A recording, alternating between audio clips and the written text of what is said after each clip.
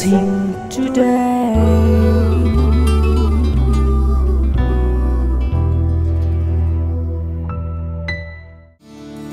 This program is sponsored by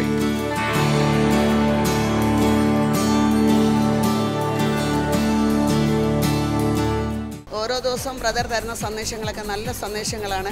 നമ്മൾ അതനുസരിച്ച് നമ്മൾ മുന്നോട്ട് നീങ്ങുകയാണെങ്കിൽ നമുക്ക് നല്ല അനുഗ്രഹങ്ങളും ഇത് കിട്ടുമെന്നുള്ളത് എനിക്ക് നല്ല ഉറപ്പാണ്. Welcome to blessing today. ഈ എപ്പിസോഡ് നിങ്ങളുടെ ജീവിതത്തിലൊരു വലിയ അനുഗ്രഹമായി മാറട്ടെ. നമുക്ക് ചേർന്ന് ഇന്നത്തെ ബ്ലെസ്സിങ് ടുഡേ സ്പോൺസേഴ്സിനായി പ്രാർത്ഥിക്കാം. കർത്താവെ, ബാംഗ്ലൂരിൽ നിന്നുള്ള വെൽവിഷക്കായി പ്രാർത്ഥിക്കുന്നു. 2 പെൺമക്കളെ കർത്താവെ ഈ വർഷം ഏറ്റവും അനുയോജ്യരായ ജീവിത പങ്കാളികളെ നൽകി അങ്ങ് അനുഗ്രഹിക്കണമേ എന്ന് പ്രാർത്ഥിക്കുന്നു. മൂത്ത മകൾക്ക് വിദേശത്ത് നല്ലൊരു ജോലി ലഭിക്കാൻ സഹായിക്കണമേ. Thank you father. അതുപോലെ കർത്താവെ 2 പ്രോപ്പർട്ടീസിൻ്റെയും രജിസ്ട്രേഷൻ ഈ മാസം പൂർത്തിയാക്കാൻ അങ്ങ് സഹായിക്കണമേ എന്ന് പ്രാർത്ഥിക്കുന്നു. സഹോദരന് വേണ്ടി പ്രാർത്ഥിക്കുന്നു.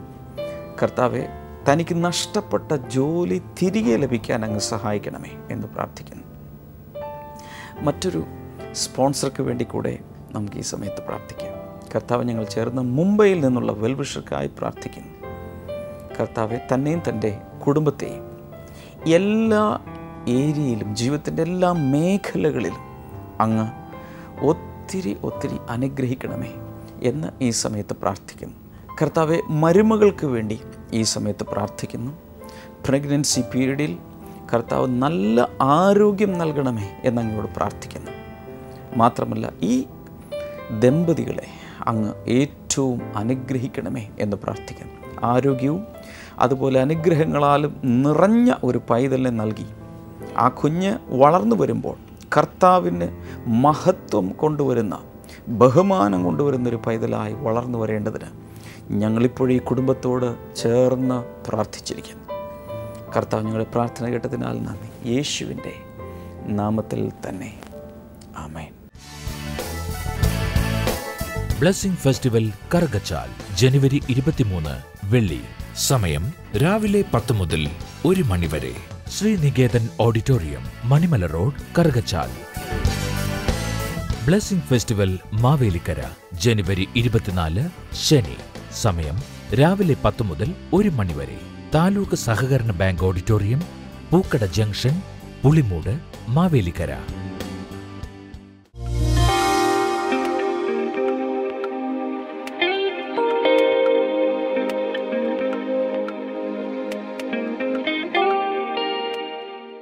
ഈ സഹോദരിയുടെ പേര് പ്രിയ വിതുര എന്നാണ് വരുന്നത്. ഈ സഹോദരിക്ക് കർത്താവ് കൊടുത്ത രോഗസൗഖ്യത്തിൻ്റെ ഒരു സാക്ഷ്യമാണ് നമ്മളുമായി പങ്കുവയ്ക്കുന്നത്. ഓക്കെ. ഈ സഹോദരിക്ക് ഒത്തിരി വർഷങ്ങളായി നടുവേദനയും അതുപോലെ വയറിനകത്ത് വേദനയും, തനിക്ക് കുനിഞ്ഞ് ഒന്നും എടുക്കാനോ തനിക്ക് ജോലി ഒന്നും ചെയ്യാനോ കഴിയുമായിരുന്നില്ല. ഈ സഹോദരൻ മെഡിക്കൽ ഷോപ്പിലാണ് വർക്ക് ചെയ്യുന്നത്. അതുകൊണ്ട് രോഗം വരുമ്പോൾ എന്തെങ്കിലുമൊക്കെ മരുന്ന് കഴിച്ച് താൻ ആശ്വസിക്കും, അല്ലെങ്കിൽ തൊട്ടടുത്തുള്ള ഹോസ്പിറ്റലിൽ പോയൊക്കെ മരുന്ന് കഴിച്ച് താൻ ഒത്തിരി നാൾ അങ്ങനെ വർഷങ്ങളോളം താൻ പോയി. നടുവേദനയും വയറുവേദനയും ഇങ്ങനെ കൂടിക്കൊണ്ടിരുന്നു. ആ സമയത്താണ് താൻ ഹോസ്പിറ്റലിൽ ചെന്ന് പറഞ്ഞു, ഇത് എന്തോ പ്രയാസമുണ്ട്, മെഡിക്കൽ കോളേജിൽ പോയി ഒന്ന് ടെസ്റ്റ് ചെയ്യണമെന്ന് പറഞ്ഞു. അങ്ങനെ ഈ സഹോദരി നമ്മുടെ കോട്ടയം മെഡിക്കൽ കോളേജിൽ പോയി അതിന് ടെസ്റ്റ് ചെയ്തു. ഡോക്ടറെ കണ്ടു. ഡോക്ടർ വയർ സ്കാൻ ചെയ്യണമെന്ന് പറഞ്ഞു. സ്കാൻ ചെയ്തപ്പോഴാണ് മനസ്സിലായത് ആമാശയത്തിൽ ഒരു വലിയ മുഴ ഉണ്ട്. അത് ആമാശയത്തിനകത്ത് വലിയ മുഴയുണ്ട്. അത് പഴുത്ത് പൊട്ടിയിരിക്കുകയാണ്. എത്രയും വേഗം തന്നെ വരുന്ന ദിവസം തന്നെ അത് ഓപ്പറേഷൻ ചെയ്ത് അത് റിമൂവ് ചെയ്യണം, അല്ലെങ്കിൽ വളരെ കോംപ്ലിക്കേറ്റഡ് ആവുമെന്ന് ഡോക്ടർ പറഞ്ഞു. നിങ്ങൾക്ക് പിന്നീട് ഒരു ആഹാരം പോലും കഴിക്കാൻ പറ്റത്തില്ല. ജീവിതകാലം മുഴുവനും നിങ്ങൾ ആ കിടന്ന കിടപ്പിൽ തന്നെ പറഞ്ഞത് നിങ്ങൾക്ക് മലമൂത്ര വിസർജനം പോലും ചെയ്യാൻ പറ്റാത്ത വിധത്തിൽ അത്ര പ്രയാസം വരുമെന്നാണ് ഡോക്ടർ പറഞ്ഞത്. പെട്ടെന്ന് തന്നെ തനിക്ക് ഓപ്പറേഷൻ ചെയ്തു. ചെയ്തത് മുഴയിൽ നിന്ന് കുത്തിയെടുത്ത് ബയോപ്സിക്ക് അയച്ചു. അപ്പോൾ ഈ സഹോദരി അവിടെ കിടന്ന് പ്രാർത്ഥിച്ചു. നമ്മുടെ പ്രയർ കോൾ സെന്ററിൽ നമ്പർ ഉണ്ടായിരുന്നു. ആ സമയം മുതൽ എപ്പോഴും വിളിച്ചുകൊണ്ട്, രോഗം വന്ന സമയം മുതൽ നമ്മുടെ എറണാകുളത്തുള്ള പ്രയർ കോൾ സെന്ററിൽ വിളിച്ച് പ്രാർത്ഥിച്ചുകൊണ്ടിരുന്നു. അവിടെ ഉണ്ടായിരുന്ന സഹോദരിമാർ പ്രാർത്ഥിച്ചിട്ട് പറഞ്ഞു, അതിനകത്ത് ആ ബയോപ്സിയുടെ റിസൾട്ടിനകത്ത് നോർമൽ റിസൾട്ടേ വരുള്ളൂ, ഡോക്ടർ റിസൾട്ട് വന്നപ്പോൾ ഡോക്ടർ പറഞ്ഞു റിസൾട്ടിനകത്ത് കുഴപ്പമൊന്നുമില്ല, ആ മുഴ മാത്രം നീക്കിയാൽ മതി. ആദ്യം പറഞ്ഞത് ആമാശയം മുഴുവനും നീക്കേണ്ടി വരുമെന്നാണ് പറഞ്ഞത്. കാരണം പഴുത്ത് പൊട്ടി അവിടെ മൊത്തം ആകെ പ്രയാസമായിരിക്കുകയാണ്, അത് മുഴുവൻ റിമൂവ് ചെയ്യണമെന്ന് പറഞ്ഞു. പക്ഷെ അത് പ്രാർത്ഥനയ്ക്ക് ശേഷം അങ്ങനെ ഒരു പ്രശ്നം ഡോക്ടർ പറഞ്ഞില്ല, ആ മുഴ മാത്രം എടുത്താൽ മതി.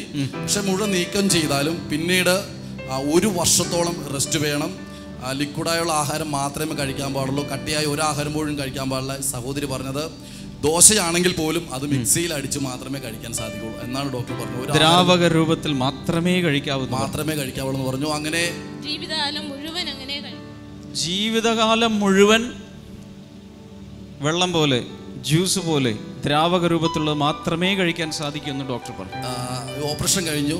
ഡോക്ടർ പറഞ്ഞു നിങ്ങൾ 1 വർഷം റെസ്റ്റ് എടുക്കണം, യാതൊരു ജോലിയും വീട്ടിൽ ചെയ്യരുത്, അത്യാവശ്യം എഴുന്നേറ്റൊക്കെ ഇരിക്കാനേ പാടുള്ളൂ, കട്ടിയായ ഒരു ജോലിയും ചെയ്യരുതെന്ന് പറഞ്ഞു. ഈ സഹോദരിക്ക് 2 കുഞ്ഞുങ്ങളാണുള്ളത്. അവരുടെ കാര്യം പോലും നോക്കാതെ വളരെ വിഷമിച്ച് ഏകദേശം 2 മാസത്തോളം ലിക്വിഡ് ഫുഡ് കഴിച്ച് ഈ സഹോദരി പറഞ്ഞു ഞാൻ എഴുന്നേറ്റ് ടോയ്ലറ്റിൽ പോലും പോയിട്ടില്ല, കാരണം ആഹാരം കഴിച്ചിട്ട് വേണ്ടി ടോയ്ലറ്റിൽ പോകാൻ. അതുപോലും സംഭവിക്കാതെ 2 മാസത്തോളം വളരെ പ്രയാസപ്പെട്ട് താൻ ഇരുന്ന ആ കിടന്ന കിടപ്പിൽ അവിടെ ഇവിടെയൊക്കെ നടക്കും, അല്ലാതെ വേറൊരു ജോലി ചെയ്യാനോ മക്കളുടെ കാര്യങ്ങൾ ചെയ്തു കൊടുക്കാനോ കുടുംബത്തിൽ ഒരു ജോലിയും ചെയ്യാതെ ഈ സഹോദരി പറഞ്ഞ എല്ലാ ദിവസവും ഞാൻ കരച്ചിലാണ്, എല്ലാ ദിവസവും ഞാൻ കരഞ്ഞുകൊണ്ടിരുന്നു. ആ സമയത്ത് നമ്മൾ ബ്ലെസ്സിംഗ് ടുഡേ പ്രോഗ്രാം കാണുമായിരുന്നു. ബ്ലെസ്സിംഗ് ടുഡേ പ്രോഗ്രാം ദിവസവും രാവിലെ കാണും. 2014 മാർച്ച് മാസം ബ്രദർ ബ്ലെസ്സിംഗ് ടുഡേ TV പ്രോഗ്രാമിൽ ഇങ്ങനോട് പറഞ്ഞു ആമാശയത്തിൽ രോഗമുള്ളവരെ കർത്താവ് ഈ സമയത്ത് സൗഖ്യമാക്കുന്നു എന്ന് പറഞ്ഞു. ഈ സഹോദരി ചെയ്തത് ആ സമയത്ത് താൻ വല്ലാതെ പൊട്ടിക്കരഞ്ഞു, ശരീരം വിറയ്ക്കാൻ തുടങ്ങി. ആ സമയം ആ ബ്രദർ ആ TV-യിലൂടെ അത് പറഞ്ഞുകൊണ്ടിരുന്ന സമയത്ത് ഈ സഹോദരിക്ക് കസേരയിരുന്ന കണ്ടുകൊണ്ടിരുന്നു, അവിടെ ഇരിക്കാൻ വയ്യാതെ അവിടെ ഓടി നടന്നു, ഞാൻ അടുക്കളയിൽ പോയി വല്ലാതെ പൊട്ടിക്കരയുകയാണ്. അപ്പോൾ ആ സഹോദരിക്ക് ആ സമയത്തൊരു വിശ്വാസം വന്നു, എന്നെ പരിപൂർണമായിട്ട് കർത്താവ് സൗഖ്യമാക്കിയിരിക്കുകയാണ്, എൻ്റെ ആമാശയത്തിന് ഒരു കുഴപ്പവുമില്ല, ഞാൻ ആഹാരം കഴിക്കും എന്ന് തന്നെ ഉറച്ച് തീരുമാനിച്ചു. സഹോദരി കട്ടിയായ ആഹാരങ്ങൾ കഴിക്കാൻ തുടങ്ങി, വിശ്വാസത്തോടെ കഴിച്ചു. അതുവരെ 2 മാസം വരെ എന്തെങ്കിലും കഴിച്ചാൽ അപ്പോൾ ഛർദ്ദിക്കുമായിരുന്നു. പക്ഷെ ആ സമയത്ത് പ്രാർത്ഥിച്ച നിമിഷം ആ സമയത്ത് കഴിച്ചപ്പോൾ ഛർദ്ദിലില്ല. ഉച്ചയ്ക്ക് കഴിച്ചു നോക്കി ഛർദ്ദിക്കുന്നില്ല, രാത്രിയിൽ കഴിച്ചു നോക്കി ഛർദ്ദിക്കുന്നില്ല, പിറ്റേ ദിവസം ഇറച്ചി കഴിച്ചു നോക്കി ഛർദ്ദിക്കുന്നില്ല. ഇപ്പോൾ ഒരു 6-7 മാസമായി താൻ കട്ടിയായ ആഹാരം മാത്രമേ കഴിക്കുന്നുള്ളൂ, തനിക്ക് വയറുവേദനയില്ല, നടുവേദനയില്ല, താൻ വളരെ സൗഖ്യത്തോടുകൂടി സന്തോഷത്തോടുകൂടി താനിപ്പോൾ ജോലിക്ക് പോവുകയാണ്. കർത്താവ് തന്നെ അത്ഭുതം ജോലിക്ക് പോകാൻ തുടങ്ങി. ഞാൻ ഒരു കാര്യം ചോദിച്ചിട്ട്, ആ TV പ്രോഗ്രാം കണ്ട സമയത്ത് എല്ലാവരും ശ്രദ്ധിക്കണം, നിങ്ങൾക്ക് വേണ്ടി ഞാൻ ഈ ചോദ്യം ചോദിക്കുന്നു. TV പ്രോഗ്രാം കണ്ട സമയത്ത് ആമാശയത്തിന് കുഴപ്പമുള്ളവർ സൗഖ്യമാക്കുന്നു എന്ന് പറഞ്ഞപ്പോൾ ശരീരത്തിൽ എന്തോ വിറച്ചു എന്നൊക്കെ പറഞ്ഞു, ആ അനുഭവം ഒന്ന് പറയാമോ? തണുപ്പ് വരുമ്പോൾ ഇങ്ങനെ രോമമൊക്കെ ഇങ്ങനെ പൊങ്ങി വന്നു, രോമങ്ങളെല്ലാം ഇങ്ങനെ എഴുന്നേറ്റ് വന്നു. അപ്പോഴും ഞാൻ ഇങ്ങനെ കസേര ഇരുന്നിട്ട് എൻ്റെ മക്കൾ കാണാതെ എനിക്ക് സങ്കടം അങ്ങ് പൊട്ടി വന്നു. അത് എന്നെയാണെന്ന് എനിക്ക് മനസ്സിലായി. അതിന് ഞാൻ സങ്കടം പൊട്ടി വന്ന് ഞാൻ ഓടിച്ചെന്ന് അടുക്കളയിൽ ചെന്ന് ഞാൻ കരഞ്ഞു. കുട്ടികൾ കാണാതിരിക്കാൻ കിച്ചണിലേക്ക് പോയിട്ട് അവിടെ ഇരുന്നുകൊണ്ട് കരഞ്ഞു. എൻ്റെ മകനാണെങ്കിൽ ഓടി വന്നിട്ട് അമ്മ എന്തിനു കരയണം? ഞാൻ പറഞ്ഞല്ല ഒന്നുമില്ല. എന്നിട്ടും മകൻ അത് കണ്ടുപിടിച്ചു. ഞാൻ പറഞ്ഞു ഒന്നുമില്ല ഞാൻ എന്ന് പറഞ്ഞ് ഞാൻ പെട്ടെന്ന് അവൻ കാണാതെ കണ്ണീരൊക്കെ തുടച്ചു കളഞ്ഞു. ഡോക്ടർ പറഞ്ഞതനുസരിച്ച് ഞാൻ ഇപ്പോഴും ജോലിക്ക് പോകുമ്പോഴും ഞാൻ നടക്കുമ്പോഴും ഞാൻ നടന്നാണ് പോകുന്നത്, 1 കിലോമീറ്റർ ദൂരം വരെ ഉണ്ട്. ഞാൻ നടന്നു പോകുമ്പോഴും ഞാൻ പ്രാർത്ഥിച്ചുകൊണ്ട് ഞാൻ അപ്പോഴും മനസ്സിൽ ഞാൻ വിചാരിക്കും, ദൈവമേ ഞാൻ ഇപ്പോൾ എവിടെ കിടക്കേണ്ടതായിരുന്നു, ഞാൻ ഇപ്പോൾ ഞാൻ നടന്ന് ഞാൻ ജോലിക്ക് പോകുന്നു.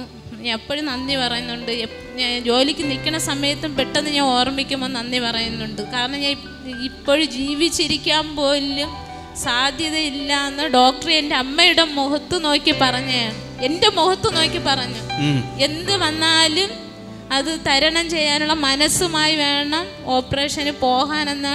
അപ്പം ഞാൻ വിചാരിച്ചു ഒരു ഡോക്ടർ ഇങ്ങനെ എൻ്റെ മുഖത്ത് നോക്കി പറഞ്ഞല്ലോ എന്ന് വിചാരിച്ചു. ഈ സഹോദരി പറഞ്ഞ ഒരു കാര്യം എനിക്ക് വളരെ ടച്ചിങ് ആയി തോന്നുന്നത്, ഇന്നും 1 കിലോമീറ്റർ അങ്ങോട്ടും ഇങ്ങോട്ടും നടക്കുമ്പോൾ ഇന്ന് ഓർക്കും ഞാൻ എവിടെ കിടക്കേണ്ടവളാണ്. അന്ന് യേശു സൗഖ്യമാക്കിയില്ലായിരുന്നെങ്കിൽ കുഞ്ഞുങ്ങൾക്ക് ഇതുപോലെ ജോലി ചെയ്യുന്ന, എല്ലാം സ്മാർട്ടായി ചെയ്യുന്ന ഒരു അമ്മയെ കിട്ടുകയില്ലായിരുന്നു. ഒരുപക്ഷെ മരിച്ചു പോകേണ്ടതായിരുന്നു. മെഡിക്കൽ ഷോപ്പിൽ നിൽക്കുമ്പോഴും ഇപ്പോഴും ചിന്തിക്കും, നന്ദിയോടുകൂടെ കർത്താവ് എന്നെ സൗഖ്യമാക്കിയത് കൊണ്ടാണ് തുടർന്ന് എനിക്ക് ജോലിയുണ്ടായത്, തുടർന്നൊരു ജീവിതമുണ്ടായത്. ഈ ഒരു ഹൃദയമാണ് നമുക്ക് ആവശ്യം, നന്ദിയുള്ള ഹൃദയം. കർത്താവ് ചെയ്യുന്ന കാര്യങ്ങൾക്ക് വേണ്ടി നന്ദിയുള്ളൊരു ഹൃദയം.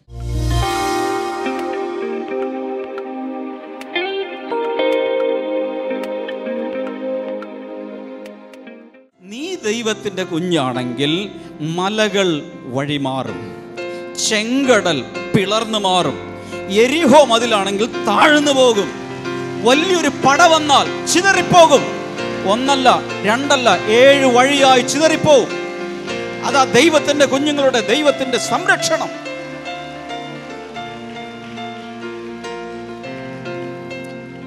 ഹല്ലേലൂയ.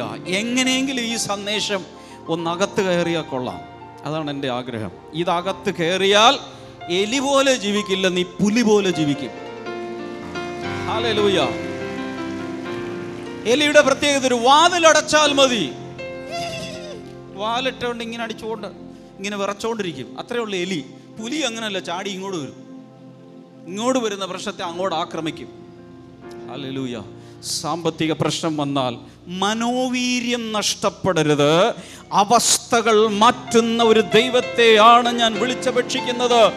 ഇന്ന് 10 കോടി രൂപ കടമുണ്ടെങ്കിൽ നാളെ 10 കോടി രൂപ ബാങ്ക് ബാലൻസ് ആക്കി മാറ്റാൻ എൻ്റെ യേശുവിൻ്റെ കയ്യിൽ കാശുണ്ട്, അവൻ്റെ കയ്യിൽ ഖജനാവിൻ്റെ താക്കോലുണ്ട് എന്ന് പറയുന്നൊരു മനോവീര്യം ഉണ്ടായാൽ മതി. പല തലമുറകൾ തിന്നാലും തീരാത്ത മുതലുള്ളവർ കെട്ടിത്തൂങ്ങി ചത്തിട്ടില്ലേ? ഗുളി കഴിച്ച് മരിച്ചിട്ടില്ലേ? അപ്പൊ കാശല്ല ആവശ്യം. എന്താണ് ആവശ്യം? അകത്ത് ഒരു വിശ്വാസം, ഉള്ളിൽ ഒരു പ്രത്യാശ. ദൈവം എനിക്ക് വേണ്ടി പ്രവർത്തിക്കുന്നുണ്ട്. ജീവൻ ദൈവം തന്നെങ്കിൽ, ജീവിതം ദൈവം തന്നെങ്കിൽ അവസാനം വരെ കൊണ്ടുപോകാനുള്ള ശക്തിയും ദൈവം തരും. വിശ്വസിക്കാമോ? വിശ്വസിക്കാമോ?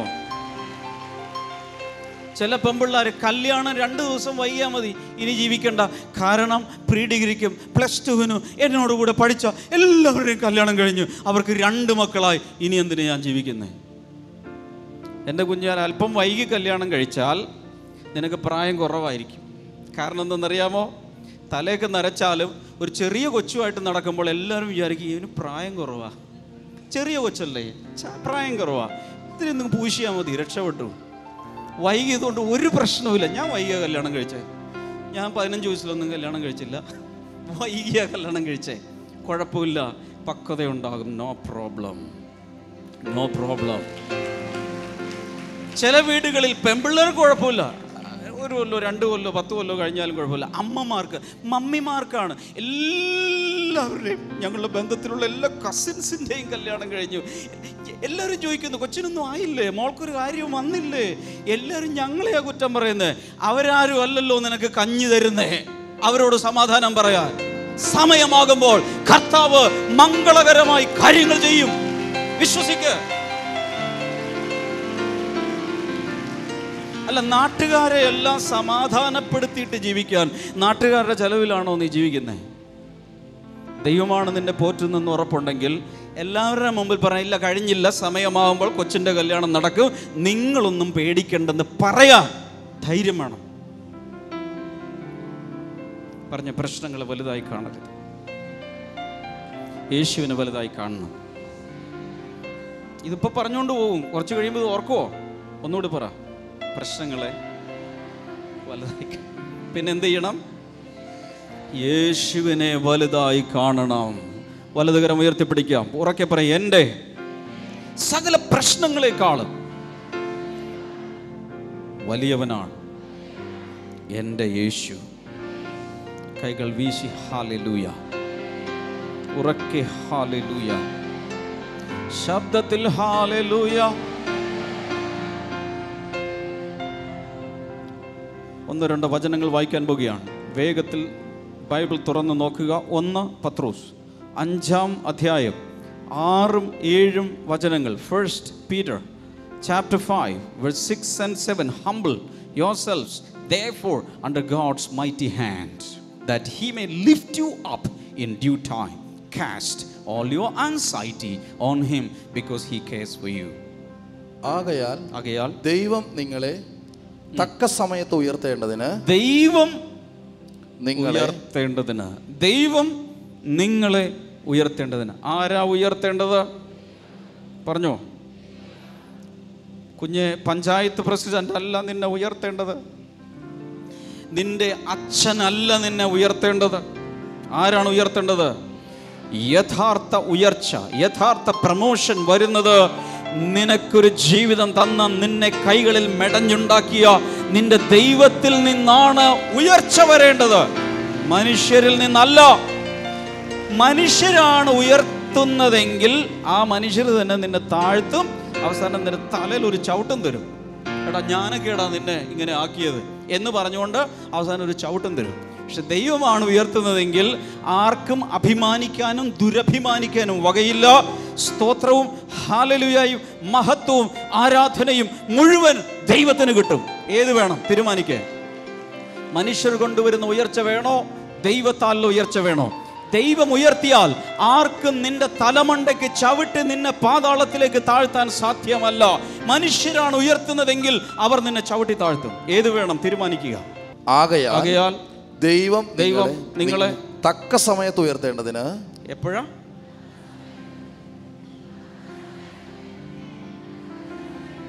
തക്ക സമയത്ത്. ദൈവത്തിനൊരു സമയമുണ്ട്. അല്ല, ഈ ബുധനാഴ്ച എനിക്ക് പൊങ്ങണം, ഈ ബുധനാഴ്ച എനിക്ക് ഉയരണം എന്ന് പറഞ്ഞുകൊണ്ട് മേശപ്പുറത്ത് കയറി എന്നിട്ട് ഒരു കാര്യമില്ല, ടെറസിൻ്റെ മുകളിൽ കയറിയിട്ട് ഒരു കാര്യമില്ല. ദൈവത്തിൻ്റെ ഒരു സമയമുണ്ട്. ആ ദിവസം ദൈവം നിന്നെ ഇങ്ങനെ കയ്യിലോട്ടെടുത്ത് വയ്ക്കും. എന്നിട്ട് ദൈവത്തിൻ്റെ കൈ ഇങ്ങനെ അങ്ങ് പൊക്കും. ഉയർത്തി ഉയർത്തി ഉയർത്തി കൊണ്ടുപോകുമ്പോൾ അയൽപക്കക്കാരും വീട്ടുകാരൊക്കെ ഇങ്ങനെ നോക്കും, ഇവൻ എങ്ങോടാ പോകുന്നത്, ഇവൻ എങ്ങനെയാ പൊങ്ങിപ്പോകുന്നത്. മനുഷ്യരെ ഉയർത്തിയാൽ കൂടി വന്നാൽ 7.5 അടി, ഇത്തിരി കൂടി കൂടി 8 അടി പൊങ്ങുന്നു. അതിൻ്റെ അപ്പുറത്തോട്ട് അവർക്ക് നിന്നെ ഉയർത്താൻ സാധ്യമല്ല. ദൈവം ഉയർത്തിയാൽ സ്വർഗാദി സ്വർഗത്തോളം നിന്നെ ഉയർത്താൻ കഴിയും. കർത്താവ് എവിടെയാണോ ഇരിക്കുന്നത് അവിടെ വരെ നിന്നെ ഉയർത്തിക്കൊണ്ടുപോകും. സങ്കീർത്തനത്തിൽ ഇങ്ങനൊരു ബ്യൂട്ടിഫുൾ ആയിട്ടുള്ളൊരു വചനമുണ്ട്. അവിടെ പറയുന്നത്, നിന്റെ ആലോചനകളാൽ എന്നെ വഴി നടത്തും, പിന്നത്തേതിൽ മഹത്വത്തിലേക്ക് നീ എന്നെ കൈക്കൊള്ളും. ഇപ്പം ഇവിടെ ഭൂമിയിൽ ദൈവിക ആലോചനയിൽ വഴി നടത്തപ്പെട്ടാൽ പിന്നീട് മഹത്വത്തിലേക്ക് ദൈവം നിന്നെ ഉയർത്തിക്കൊണ്ടുപോകും. ഹല്ലേലൂയ. ഇനി ഒരു പ്രാവശ്യം കൂടി ആ വചനം വായിച്ചു കേൾക്കാം. ആകയാൽ ദൈവം നിങ്ങളെ തക്ക സമയത്ത് ഉയർത്തേണ്ടതിന് അവിടുത്തെ ശക്തിയുള്ള ഭുജത്തിന്റെ കീഴിൽ നിങ്ങളെ തന്നെ താഴ്ത്തുവിൻ. ഓക്കെ. ദൈവം നിങ്ങൾക്കായി കരുതുന്നത് കൊണ്ട്. ഈ വാക്യം ശ്രദ്ധിക്കുക. 7-ാം വചനം, ദൈവം നിങ്ങൾക്കായി കരുതുന്നത് കൊണ്ട്. ആർ നിങ്ങൾക്ക് വേണ്ടി കരുതുന്നു? 2 പ്രാവശ്യം പറയണം, ഒന്നുകൂടി പറയാം. ആരാണ് നിങ്ങൾക്ക് വേണ്ടി കരുതുന്നത്? ഉറപ്പുണ്ടോ? ദൈവം കരുതിയിട്ടുണ്ടെന്ന് ഉറപ്പുണ്ടോ? ഇപ്പം എൻ്റെ ചോദ്യം, പിന്നെന്തിനാ മോങ്ങുന്നേ? പിന്നെന്തിനാ ആകുലപ്പെടുന്നേ? വായിച്ചേ. ദൈവം നിങ്ങൾക്ക് വേണ്ടി കരുതുന്നത് കൊണ്ട് നിങ്ങളുടെ സകല ചിന്താകുലവും ദൈവത്തെ ഭരമേൽപ്പിക്കും. ദൈവത്തിൻ്റെ കയ്യിലോട്ട് കൊടുത്തോളാൻ. എന്നിട്ട് കൂളായിട്ട് ജീവിച്ചു. ബാക്കി കാര്യം കർത്താവ് ചെയ്തോളൂ. എത്ര പേർ തയ്യാറുണ്ട്? ഫിലിപ്പിയ ലേഖനം 4 മുതലുള്ള വചനങ്ങൾ. ഫിലിപ്പിയ ലേഖനം 4, 5, 6, 7 അത്രയും വചനങ്ങൾ വായിക്കാം. കർത്താവിൽ എപ്പോഴും സന്തോഷിക്കുവിൻ. എപ്പോഴാണ് സന്തോഷിക്കേണ്ടത്? എപ്പോഴും. വലിയൊരു പ്രശ്നം വരുമ്പോൾ എന്ത് ചെയ്യും? അപ്പോഴും സന്തോഷിക്കണം. Hallelujah. തിരിച്ചറിവുണ്ടെങ്കിൽ God is in control, ദൈവം സകലവും നിയന്ത്രിക്കുന്നു എന്നുള്ള ഉറപ്പുണ്ടെങ്കിൽ പ്രശ്നങ്ങളുടെ നടുവിലും ഉറങ്ങാൻ കഴിയും, സന്തോഷിക്കാൻ കഴിയും, പാട്ടുപാടാൻ കഴിയും, മറ്റുള്ളവർക്ക് വേണ്ടി പ്രാർത്ഥിക്കാൻ കഴിയും, മറ്റുള്ളവരെ എൻകറേജ് ചെയ്യാൻ കഴിയും. തുടർന്ന് വായിക്കാം. അതുതന്നെ ഞാൻ വീണ്ടും പറയുന്നു, സന്തോഷിക്കുവിൻ. വീണ്ടും പറയോ? സന്തോഷിക്കേ. പിന്നെ നിങ്ങളുടെ സൗമ്യത സകല മനുഷ്യരും അറിയട്ടെ. നിങ്ങളുടെ സൗമ്യത, let your gentleness be evident to all. എല്ലാവരും അറിയട്ടെ. പിന്നെ കർത്താവ് അടുത്തായിരിക്കുന്നു. The Lord is near. ഞാനൊരു കാര്യം നിങ്ങളോട് പറയാൻ ആഗ്രഹിക്കുന്നത്, ചിലരൊക്കെ വിചാരിക്കും കർത്താവ് അങ്ങനെ പൊങ്ങി പൊങ്ങി പൊങ്ങി പൊങ്ങി തെങ്ങിൻ്റെ മുകളിൽ, ആ മലയുടെ മുകളിൽ, ആകാശത്തിൻ്റെ മുകളിൽ, നക്ഷത്രങ്ങളുടെ മുകളിൽ, സ്വർഗാദി സ്വർഗത്തിൽ എവിടെയോ പോയിരിക്കുക. ഞാനാണെങ്കിൽ ഇവിടെ. അങ്ങനെയല്ല. കർത്താവ് നിന്റെ സമീപത്ത് ഉണ്ട്. പറഞ്ഞേ, കർത്താവ് എൻ്റെ അടുത്തുണ്ട്. പറ. കുഞ്ഞുങ്ങളൊന്ന് പറഞ്ഞേ, കർത്താവ്. നെഞ്ചിൽ കൈവച്ചിട്ട് പറഞ്ഞേ, കർത്താവ് എൻ്റെ അടുത്തുണ്ട്. ഉറക്കെ പറ കുഞ്ഞുങ്ങളെ. യേശു എൻ്റെ അടുത്തുണ്ട്. അകലെയല്ല, എവിടെയുണ്ട്? ക്ലാസ്സിൽ പോകുമ്പോൾ യേശു ഉണ്ടാവുമോ? അല്ലെങ്കിൽ ഗേറ്റിൻ്റെ വെളിയിൽ നിൽക്കുമോ യേശു? എവിടെയായിരിക്കും? ക്ലാസ്സിൽ പോകുമ്പോൾ ക്ലാസ്സിൻ്റെ അകത്ത് യേശു വരും. നിങ്ങൾ എവിടെ പോയാലും യേശു കൂടെ വരും. എല്ലാവരും പറഞ്ഞേ, യേശു എൻ്റെ അടുത്തുണ്ട്. വായിച്ചേ ബ്രദറെ. ഒന്നിനെക്കുറിച്ചും വ്യാകുലപ്പെടരുത്. ഒന്നിനെക്കുറിച്ചും വ്യാകുലപ്പെടരുത്. പകരം എല്ലാറ്റിലും പ്രാർത്ഥനയാലും അപേക്ഷയാലും നിങ്ങളുടെ എല്ലാ ആവശ്യങ്ങളും സ്തോത്രം കൂടി മിക്സ് ചെയ്ത് ദൈവത്തിന് സമർപ്പിക്കുക വേണ്ടത്. അത്രയും ചെയ്താൽ മതി. അപ്പോൾ എന്ത് സംഭവിക്കും? അങ്ങനെ ചെയ്താൽ സകല അറിവിനെയും കവിയുന്ന ദൈവത്തിന്റെ ഒരു വലിയ സമാധാനം നിങ്ങളുടെ ഹൃദയങ്ങളെയും മനസ്സുകളെയും ക്രിസ്തുയേശുവിൽ കാക്കും. ഇതാണ് സ്റ്റെബിലൈസർ എന്ന് പറയുന്നത്. ഇതാണ് നമ്മളെ സ്റ്റഡിയാക്കി നിൽക്കുന്നത്. ഹല്ലേലൂയ. എങ്ങനെ ചെയ്യുമ്പോൾ? 2 കാര്യങ്ങൾ ഇവിടെ പറഞ്ഞു. ഒന്ന്, പ്രാർത്ഥനയാൽ യാചനയാൽ ദൈവത്തോട് നിങ്ങളുടെ ആവശ്യങ്ങൾ അങ്ങ് കമ്മ്യൂണിക്കേറ്റ് ചെയ്യുക. ഓക്കെ, ചെയ്തു കഴിഞ്ഞാൽ എന്ത് സംഭവിക്കും? സ്തോത്രത്തോടുകൂടി അതറിയിച്ചാൽ പിന്നീട് നമ്മൾ കാണുന്നത് സകല ബുദ്ധിയെയും കവിയുന്ന ദൈവിക സമാധാനം നമ്മുടെ ഹൃദയത്തിൽ വന്ന് നിറഞ്ഞിരിക്കും. ഹല്ലേലൂയ. Always remember, prayer is a burden reliever. പ്രാർത്ഥിക്കുന്ന വ്യക്തിയുടെ ഭാരം അതത് ദിവസങ്ങളിൽ ഹൃദയത്തിൽ നിന്നും ട്രാൻസ്ഫറായി പോവും. തിരുവനന്തപുരത്തുനിന്ന് കൊല്ലത്തേക്ക് ട്രാൻസ്ഫർ കിട്ടി എന്ന് പറയുന്നത് പോലെ നമ്മുടെ ഹൃദയത്തിൽ നിന്നും മനസ്സിൽ നിന്നും ഭാരങ്ങൾ യേശുവിലോട്ട് ട്രാൻസ്ഫറായി പോയിക്കൊണ്ടിരിക്കും. എപ്പോൾ? പ്രാർത്ഥിക്കുമ്പോൾ. എല്ലായ്പ്പോഴും പ്രാർത്ഥിച്ചാൽ എല്ലായ്പ്പോഴും ട്രാൻസ്ഫർ നടന്നുകൊണ്ടിരിക്കും. കുറേ ദിവസം പ്രാർത്ഥിച്ചില്ലെങ്കിൽ ട്രാൻസ്ഫർ നടക്കില്ല. ഭാരത്തിൻ്റെ മേൽ ഭാരം വന്ന് വന്ന് വന്ന് വന്ന് കൂന് പിടിച്ച് പിന്നെ എഴുന്നേൽക്കാൻ പറ്റാതെ ചിലപ്പോൾ കിടപ്പ് രോഗിയായി മാറും. വിശുദ്ധ നാട് സന്ദർശനം. ബ്ലെസ്സിംഗ് ടുഡേ ടീമിനോടൊപ്പം വിശുദ്ധ നാടുകൾ സന്ദർശിക്കുവാൻ ഒരവസരം. ഈജിപ്ത്, ഇസ്രായേൽ, പാലസ്തീൻ, ജോർദാൻ എന്നീ 4 രാജ്യങ്ങളിലൂടെ ബൈബിൾ പഠനയാത്ര. ഓരോ സ്ഥലങ്ങളിലും വെച്ചുള്ള ബൈബിൾ ക്ലാസ്, സംഗീതാരാധന, ബ്രദർ ഡാമിയന്റെ പ്രത്യേക ബൈബിൾ ക്ലാസും വ്യക്തിപരമായി കൂടിക്കാഴ്ചയ്ക്കുള്ള അവസരവും. നിങ്ങളുടെ സീറ്റുകൾ നേരത്തെ ബുക്ക് ചെയ്യുക. വിളിക്കുക 0484 422 111.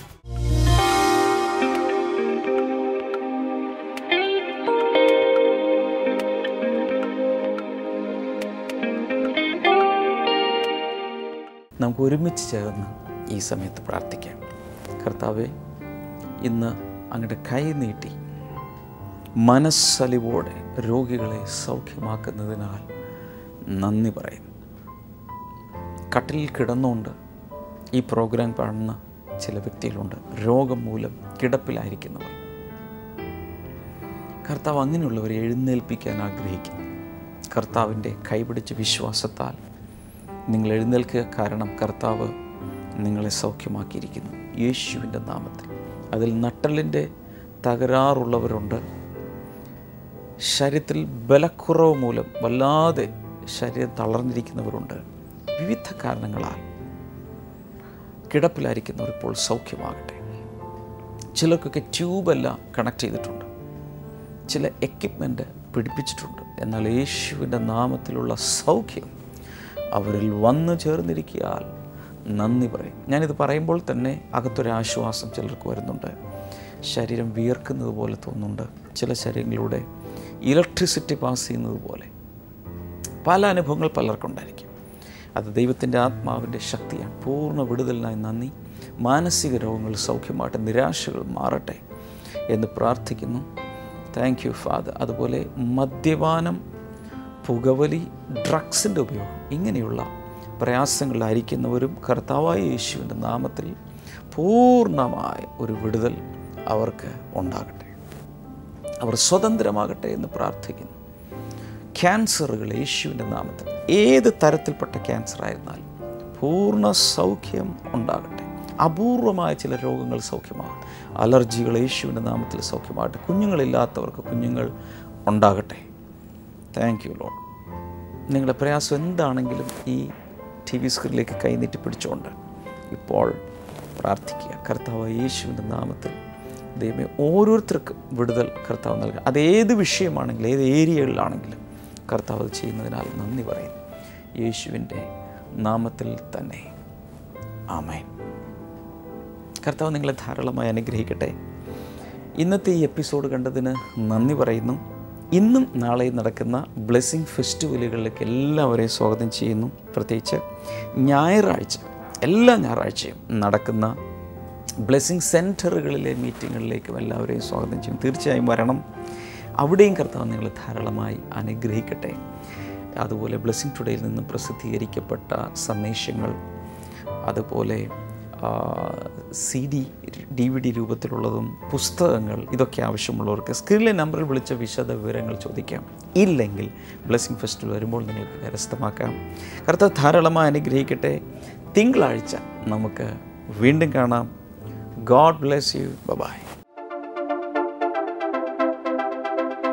How we can handle hurdles that are coming in our lives.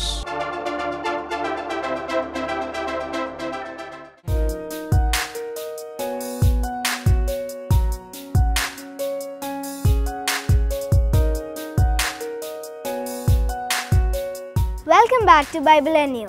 ഇന്നത്തെ ചോദ്യം ഇതാണ്: പള്ളിയിൽ ചെന്ന് അധികാരത്തോടെ ഉപദേശിച്ചതാര്? Who went to synagogue and preached with authority? Options: A. Yeshu, B. യാക്കോബ്, C. യോഹന്നാൻ, D. മാർക്കോസ്.